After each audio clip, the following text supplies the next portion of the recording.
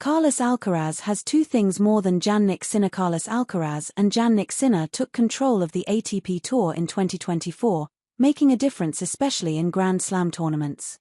The Italian ace lifted the trophy at the Australian Open and US Open, while the Spaniard became the youngest player ever to win Roland Garros and Wimbledon in the same year.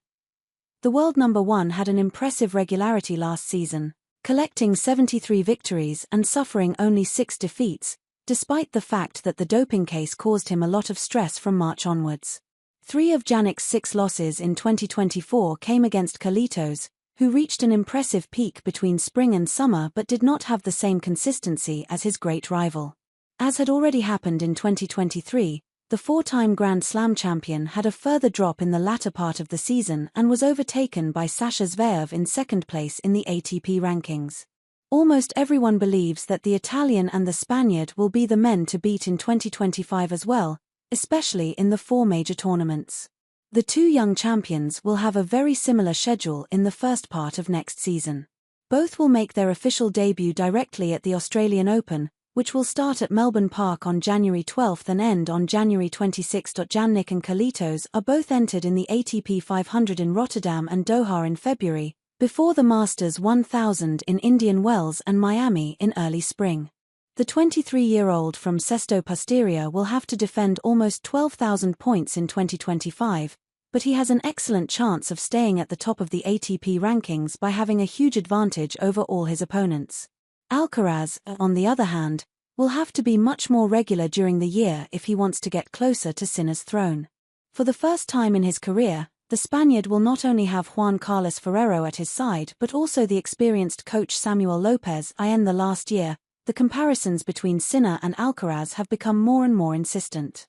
These 2 players are destined to mark an era, and many believe that they are the worthy heirs of the Big Three. On the latest edition of the Nothing Major podcast, former American ace Sam Querrey revealed that Carlitos is still much more popular than Jannik. Do you think that's just because, like worldwide, Alcaraz is more popular than Sinner? He's got more like charisma and he's got like more followers on social media. He's just like more of a showman? John Isner answered, I think for me, no. I just thought because prior to this year Carlos was the one that had the slams. Sinner didn't have the slams. He's been pretty close, but I didn't think he was going to win 2 slams this year. He's good on all surfaces. He's especially good indoors. But hard courts, best player, not even close. During the 2024 season, the young Spaniard complained several times about the ATP calendar being too long but played various exhibitions. The 4-time Grand Slam champion was one of the protagonists of the 6 Kings Slam in Saudi Arabia in October, in which he lost to Sinner in the final day the beginning of December. The former world number 1 faced Ben Shelton at Madison Square Garden in New York and Francis Tiafoe in Charlotte, giving fans a great show.